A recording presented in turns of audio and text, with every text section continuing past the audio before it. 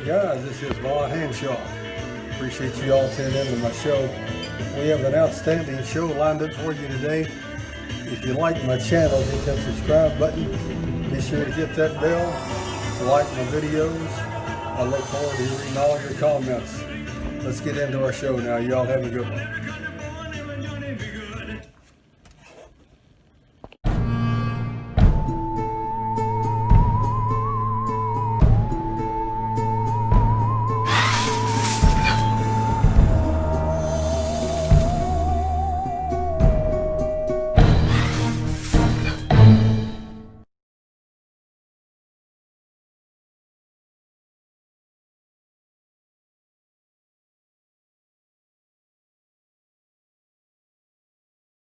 Hello ladies and gentlemen, this is Hanshaw.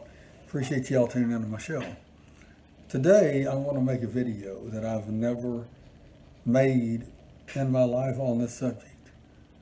I was talking to my therapist, who I go to for my post-traumatic stress disorder. We were talking about the women in my life that I have loved over the past 50 years. Now, this is not including my mother. This is women that I romantically love or have loved. And he made the suggestion that I make this YouTube video to maybe share a little bit more insight about where I'm coming from, what I've been through, what I've endured, and what I'm still enduring. So let's start this thing. So the year was 1989.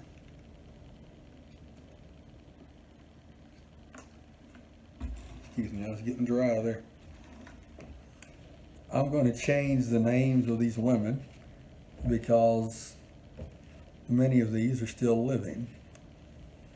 So we're going to call this girl's name Lisa. I was 19 years old. She was 17. Those of you that know me very well will know exactly who I'm talking about with the majority of these women. Lisa and I met at church. Back then I was a Christian and I was heavily into church. I was in a gospel music band with my younger brother. We were practicing, playing music and whatnot, getting ready to play music somewhere. So we were in one of our practice sessions.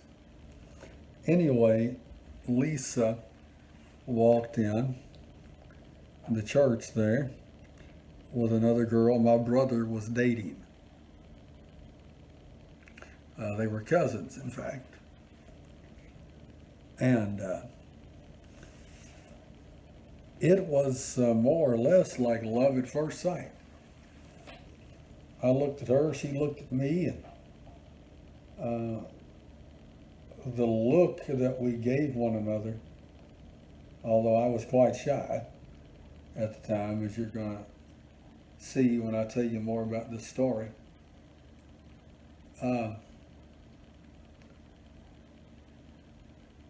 We gave that look to each other like we liked each other. You know that look. And so I asked her out for a date, and she readily agreed. And we started going to church together every Sunday morning, Sunday night, Wednesday night, youth nights. If I was out preaching somewhere, which was quite common back in the day, she would go with me and supported me and encouraged me and all of that. So we started dating there around June of '89. And so we dated through the middle of October of '89, and I'm not sure what your thoughts on this is going to be. It doesn't matter. But I fell in love with this girl. She was such a sweet girl, just a genuine, good-hearted girl, sincere. I don't think she had a evil bone in her body. So we had discussed what we were going to do with our futures after she'd graduated high school, which she was a senior that year, starting that August. And I was already out of high school. I was in Bible college at this point in time, and studying to become a minister.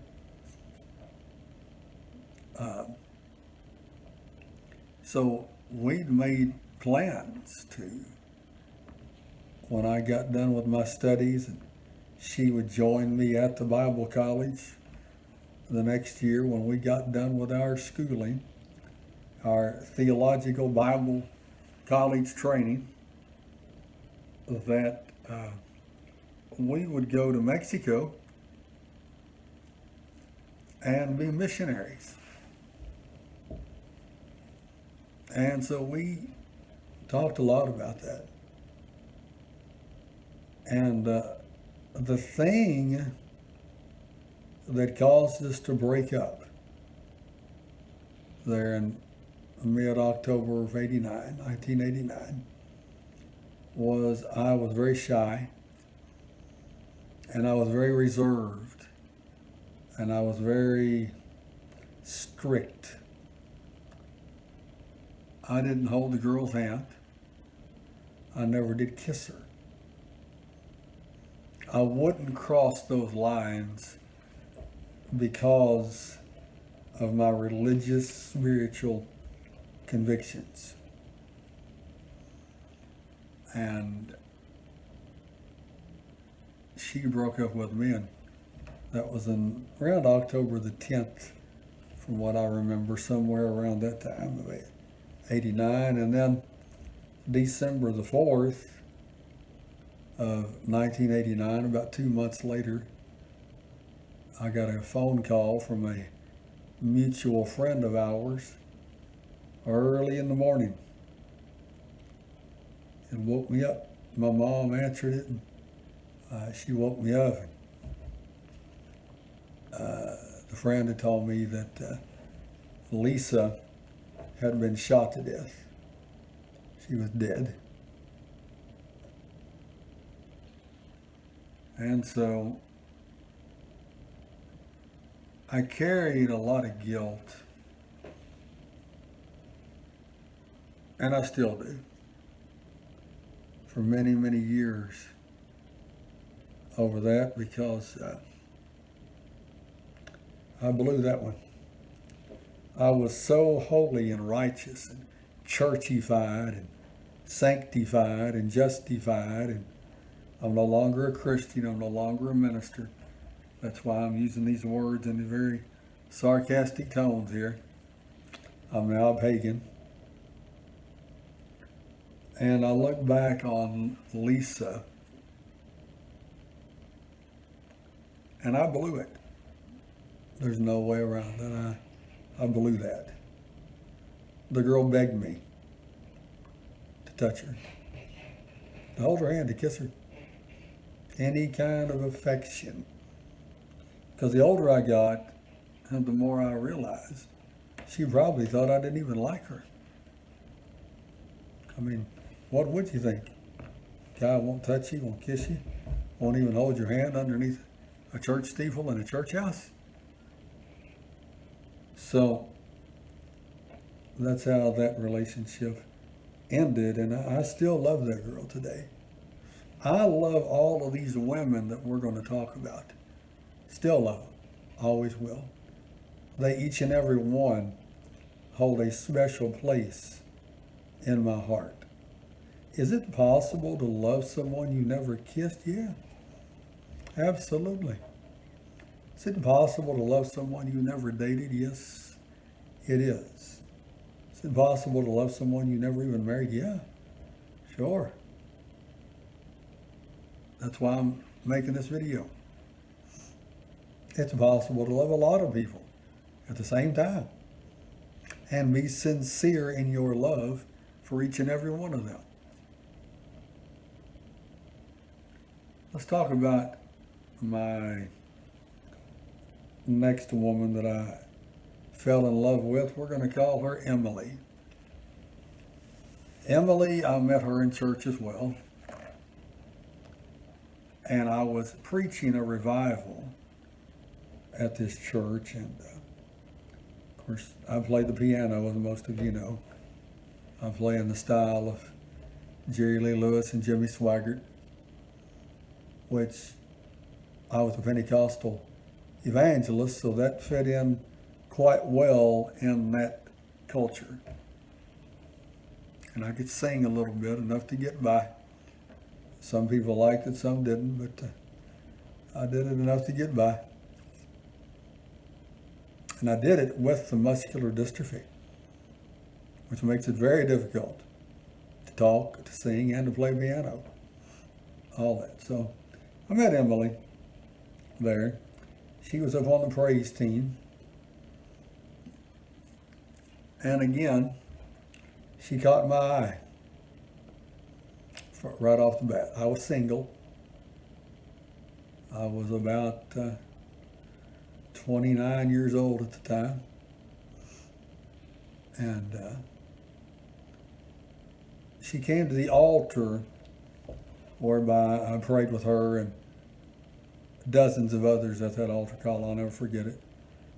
There was a lot of people there praying that night after I got through delivering my message. And we talked at the back door of the church. And I got her phone number, her home address. One thing led to another, and we began dating. And again, Emily at first was a very passionate, compassionate, fiery friend and lover to me. We ended up getting married.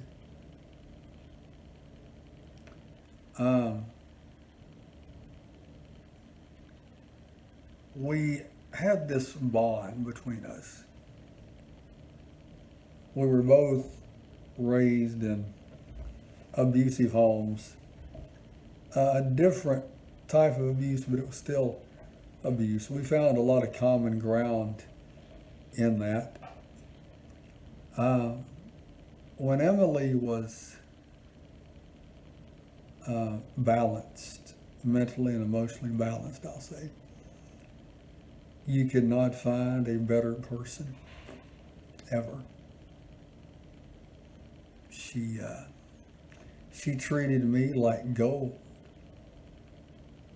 Now, the times that she would get off balance in her emotions and her mind, due to her childhood, due to her abuse, due to her insecurities and inferiorities and all of that, which is sad.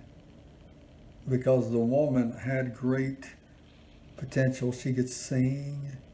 Oh, she could sing good. Had an outstanding singing voice. Matter of fact, me and her, when we would go and I would preach, she would often sing for me and with me at those meetings and revivals I held as I zigzagged across the state of Kentucky with her. And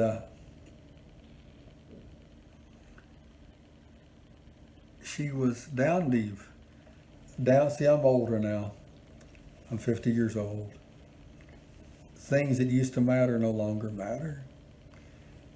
Down deep, she was really, and still is, a real good woman with some major issues that were never resolved, sadly. I tried to help. We went to counseling, but at the end of the day, her demons overwhelmed her. And excuse me if I get a little emotional here, but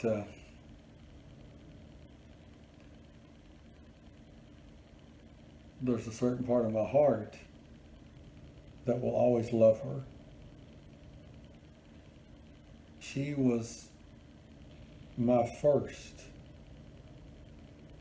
woman I'd ever engaged in a sexual act with. I gave my virginity to this woman.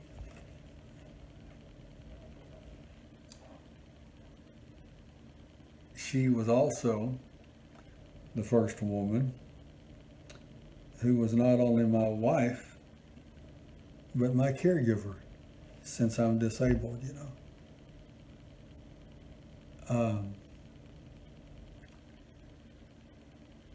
I can't say this about all the wives. I've been married 4 times. I can't say this about all the women I've been married to. But I can say this about her. Today, right now, it is 10 o'clock at night on a Saturday night. If I knew that she was in trouble, and if I knew that I could go help her, I would absolutely go and help her tonight. No questions asked. Wouldn't ask anything in return of her. I'd go help her, get her situated, and go my way. But that's the love that I have for this woman. Even though she left me for a man. Matter of fact, we was married twice. And both times she left me for men. And that hurt. That hurt bad. That hurt bad. That hurt deep. Because of my own insecurities with this disease and, you know, my own insecurities around other healthy men as it is, that didn't help. But I'm strong and I overcome that in my own way. But bottom line is, I'm older now and I look past all that. Doesn't matter. What matters is that Emily is a good person. She has a good heart. If she can ever overcome those demons, she'll make somebody one hell of a wife. That's a fact. Now, the next woman that I still love, we're going to call her Eleanor. I married this woman as well. And I met her in church as well. You got to understand, guys, I went to church 39 years of my life. I was a preacher for 30 of those years. So it's highly likely that I would meet my wife, or wives as it is, in a church house or in a church function or something like that. Eleanor was also a singer, a good singer. She was on the praise team. She really liked my piano playing. That's, in my opinion, what draw her to me.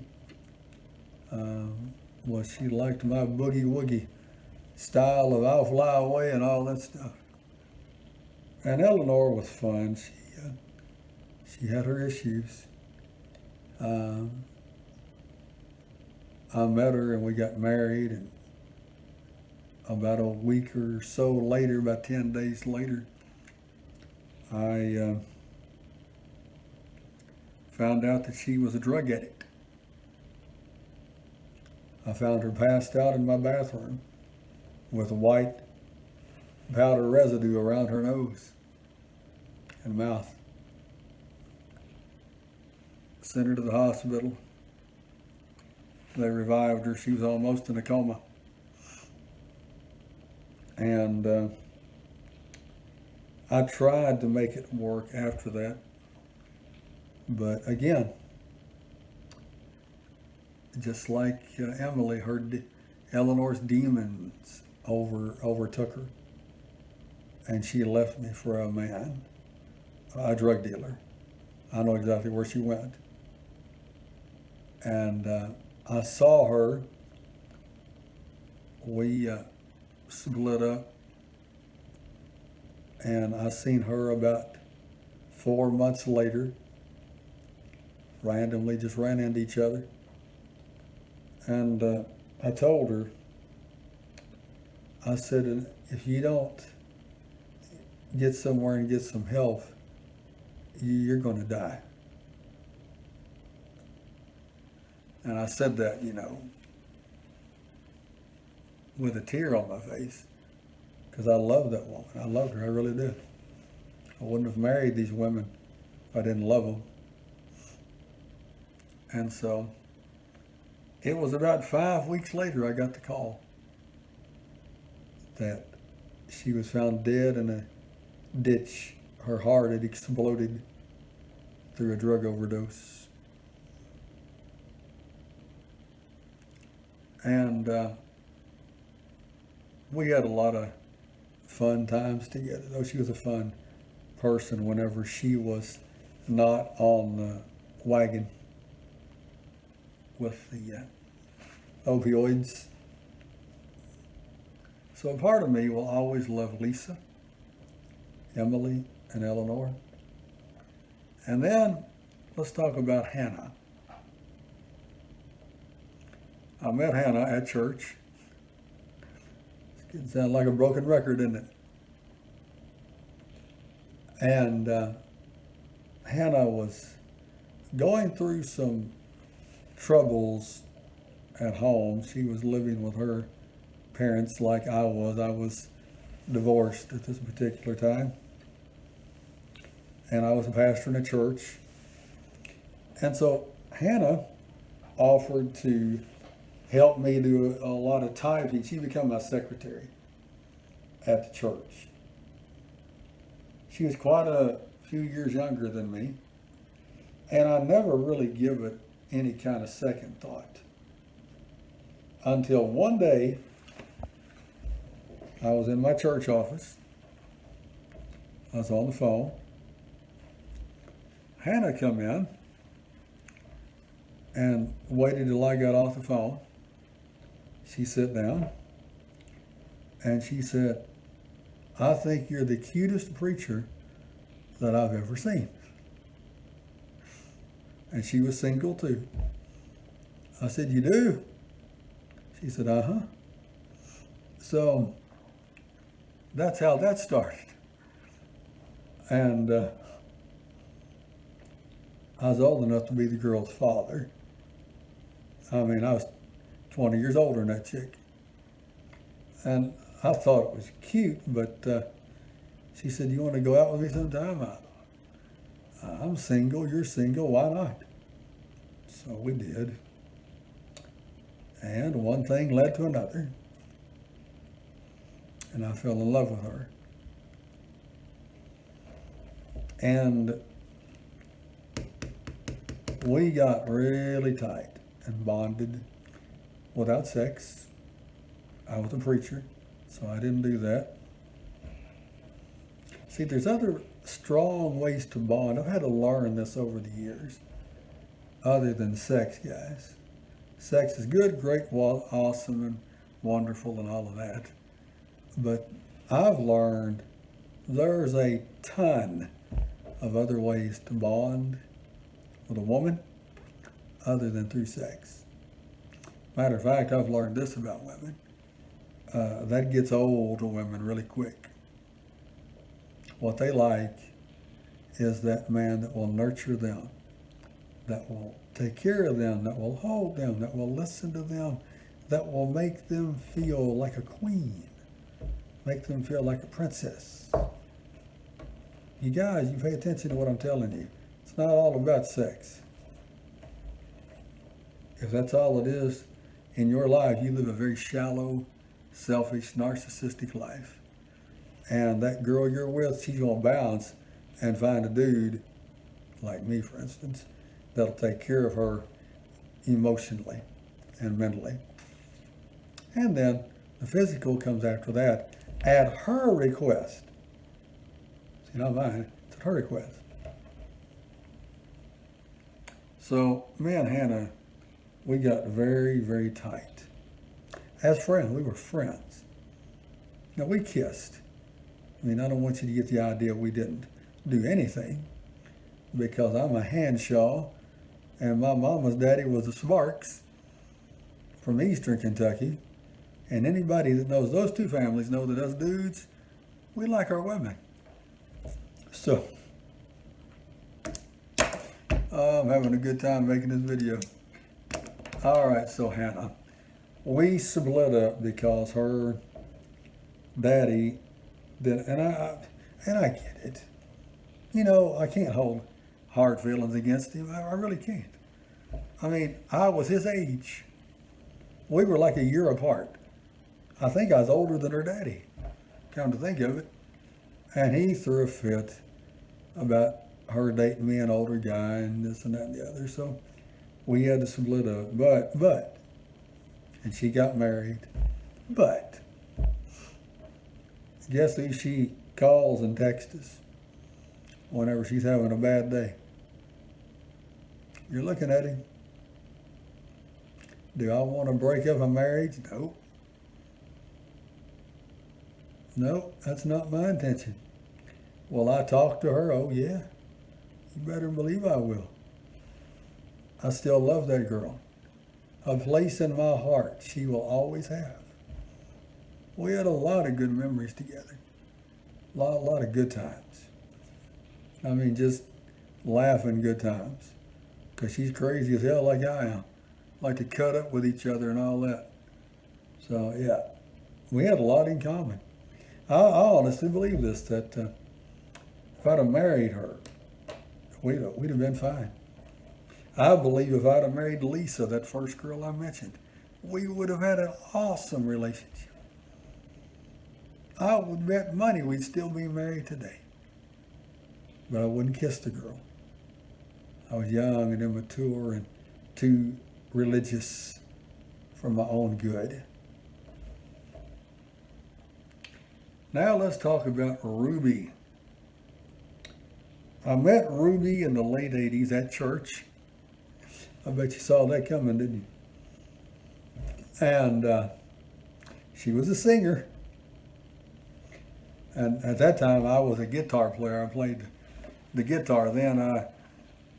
First off, when I was a teenager, I used to play the banjo, and then the guitar, the acoustic guitar, the electric guitar, and then the drums a little bit, and then the keyboard, the piano, and the organ.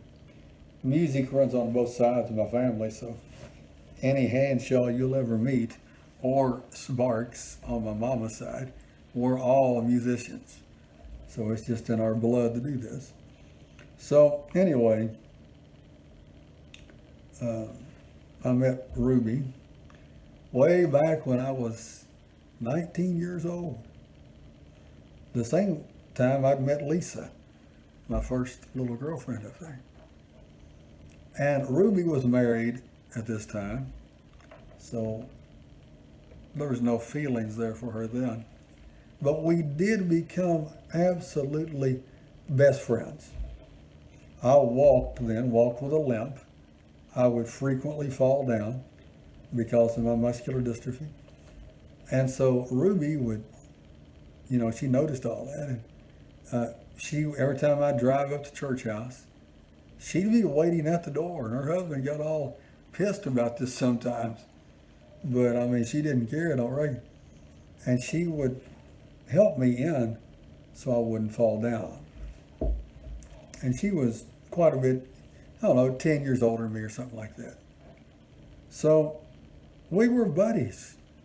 I'd go to their house and eat lunch, and we'd go out and eat lunch together, me and her husband and her. And Oh, me and her husband, he played the guitar too. We'd sing together, and she sang really well too. Most of these women, they were great singers, still are, the ones that are still living. And so we were just friends all those years. She divorced, I married and divorced and whatnot, and we ended up getting married after knowing each other many, many, many years. And to this day, me and Ruby, we were married 6 years. To this day, we never had one argument. Now that's a statement. We had 99% of things in common.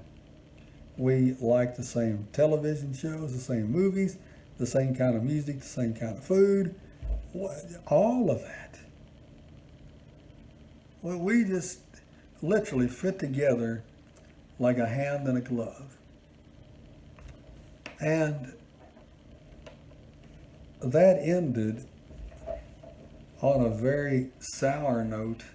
Ruby would always buy me stuff because she loved me. I'm assuming. She said she did. She acted like she did. And she bought me nice stuff. I mean, I'm not talking about stuff you find in a junkyard. I mean, she bought me nice stuff. That ended on a very sour note, though. She moved a man into our home. And to this day, no one knows why. I've heard rumors that it's because I left Christianity and became an open pagan priest, which is what I am. Because she is a very strong, or was a very strong Christian person. But I don't know. But there will always be a certain part of me that will love her, even though she did me horribly bad on the very end. I mean, she did me worse than any other woman I've ever been with on the very end. And on one hand, she did me the best any woman ever did me. And then on the other hand, she ended up doing me the worst. But, I mean, beyond all that, she has a heart of gold. She really does. I'm not sure what all those issues are that caused her to do that to me. I think about that a lot, to be quite honest with you. Because no one in her family that I've talked to, no one in my family that knew us, none of our friends saw that coming. They just didn't see that coming. So, anyway, there will always be a small part of my heart that will love her. I mean, that's just how it is. Let's talk about Linda. I met Linda, I can't really tell you where or the scenario that I met Linda in.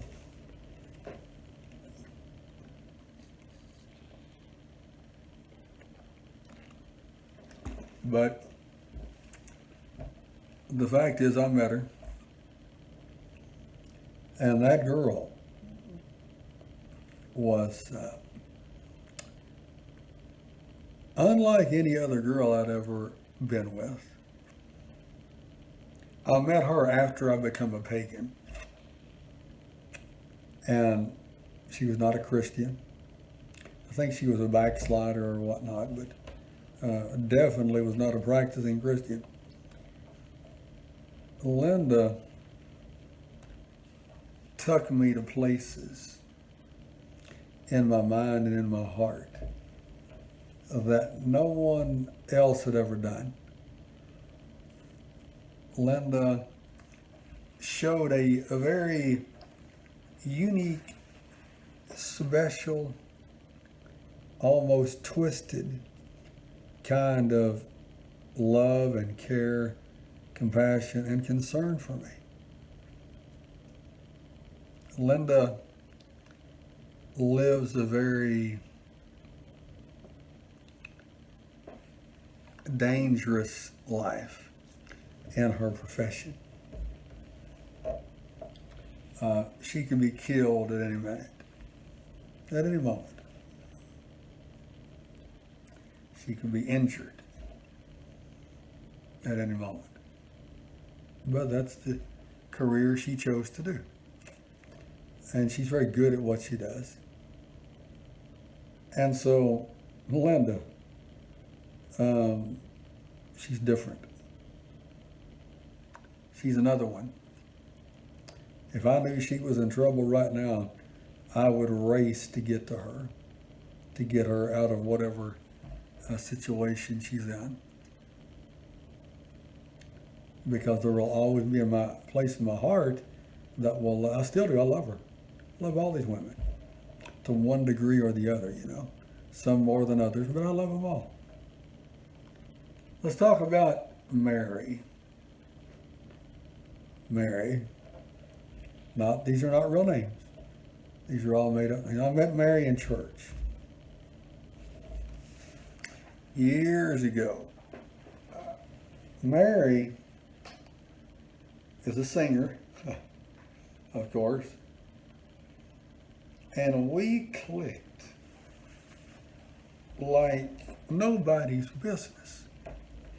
Me and that woman, and I'm not exaggerating, we have spent up to 4 or 5 hours on the phone in one day. We never run out of anything to talk about. And now that I'm pagan, she doesn't talk to me. I get that. She's a strong Pentecostal girl. It's whatever. That's her. But we clicked. I mean, a lot. She's funny. She's beautiful. All these women are very pretty to me, by the way. And me and Mary, I told her one day, I said, you know what? I'd known her about 3 years at this point, and in the middle of a conversation, I said, you know what? I said, I love you, I don't know why we don't get married. And she said something that just threw me completely off guard. And I think it's hilarious, but I mean, that's her prerogative, that's her business. And I'm in a wheelchair, understand? Which means I sit shorter than anybody else.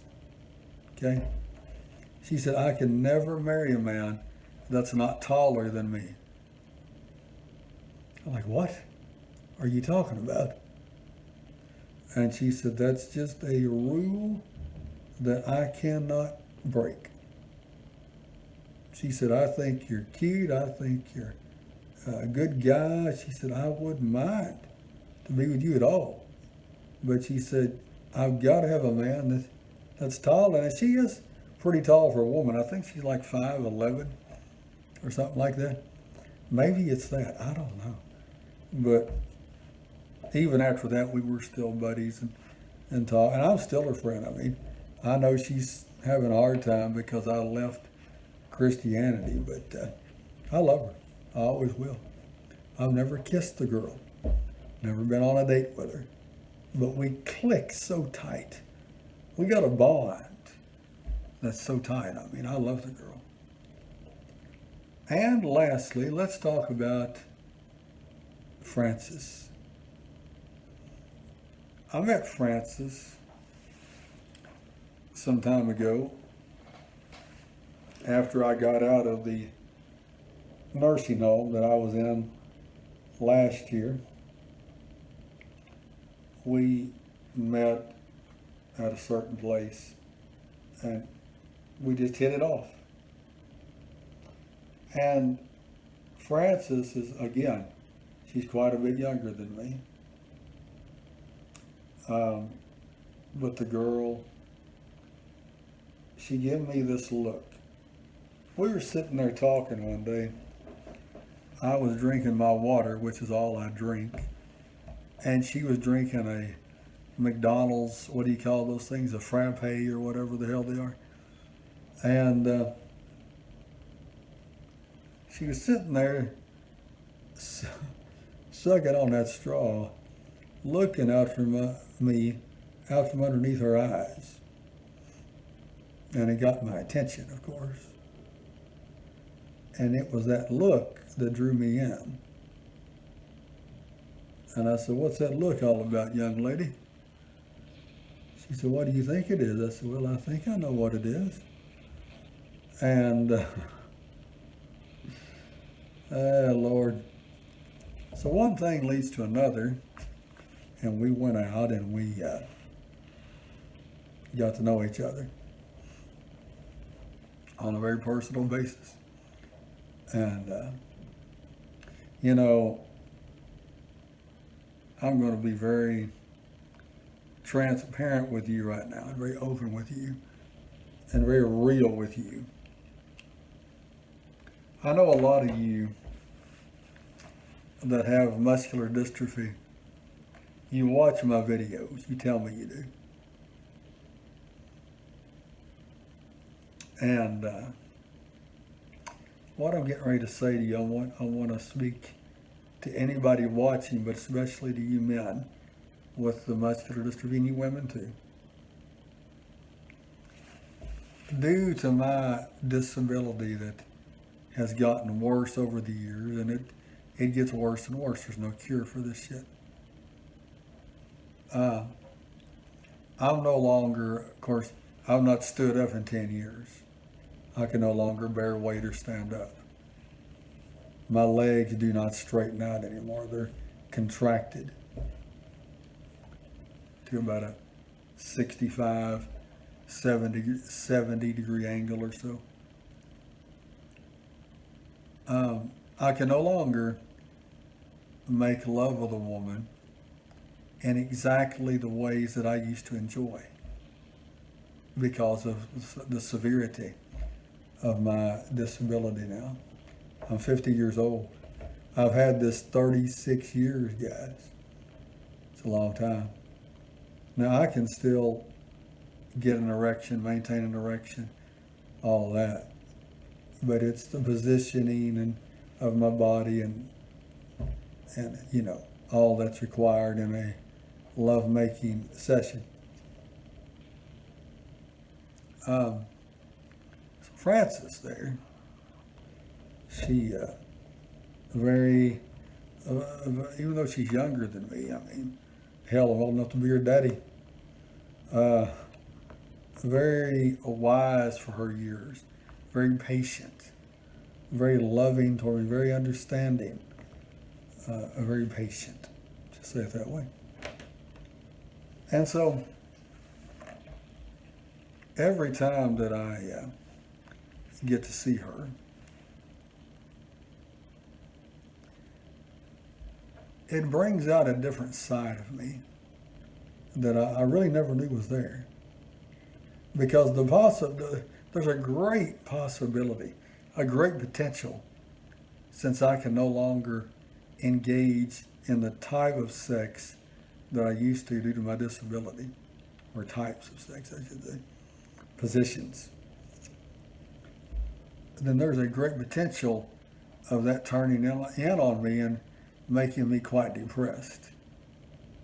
But Frances there, she won't let that happen.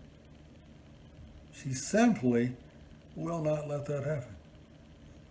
So, very sweet. I mean, sweeter than honey in the honeycomb, that girl is. At this point in my life, I live alone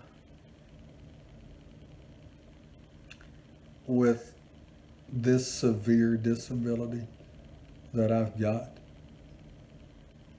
Thank God I do have home health nurses that come in every day, 7 days a week, and they help me. But I do live alone, and it's very difficult. I live a very hard life.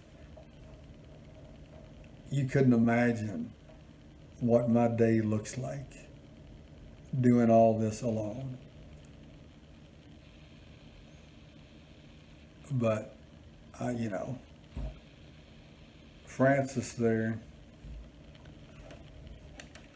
we don't live together, of course. There's a few reasons behind all that I'm not going to get into. But we see each other quite regularly. And at this particular junction in my life, I need that. I need her. And I love that girl with all my heart. I mean, hands down. Very, just perfect match for me. So, these are the women that I love. I love all of them. All 1, 2, 3, 4, 5, 6, 7, 8, whatever it is, they're all of them. Is it possible to do that? Yes, it is. Just don't overthink it. Don't let your own thoughts become your enemies. Just go with the flow. If it feels good, do it. Go with it. What's it hurting? Not a thing. It's not hurting anybody. It's all good. Okay? All right, guys. I hope you all got somebody you love. Somebody said it's better to have loved once and lost than to have never loved at all. I tend to agree with that statement. I hope you all have been loved and have been able to give that love at least once in your life. If you have been, you're blessed. You're very fortunate. On that note, I'm gone. Y'all take it easy. Bye-bye.